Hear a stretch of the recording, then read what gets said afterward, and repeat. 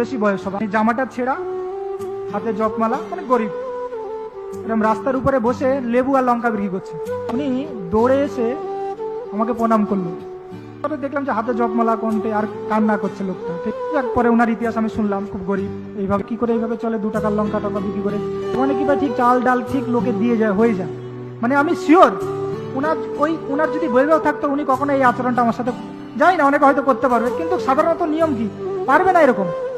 এটা কেন করতে পেরেছে? যদি উনি আমার পূজনীয়, উনি আমার সম্মানীয়, তাই না? কিন্তু উনি আমাকে সম্মান দিচ্ছে কেন? উনার যে অকিঞ্চন ভাব, এই অকিঞ্চনতার ফলে উনার হৃদয়ে ভাব এসছে।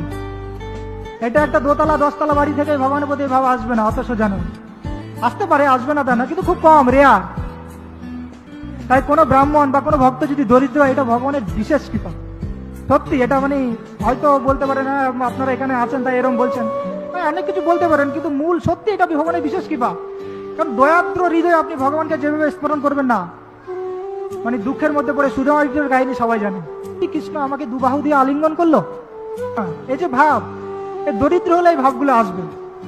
যদি কেউ যদি আর্থিকভাবে সচল নাও হয়, কোনো চিন্তা নেই, আপনি ভগবানের সেবা মন দিয়ে করুন, ভগবান আপনার সারা জীবনের ভরণ পোষণ চালিয়ে নেবে। ভগবান গীতা তো সেটা বলছেন, অন্য চিন্তন মান, কিন্তু আপনি নিষ্ঠা সহকারে ভক্তিটা করে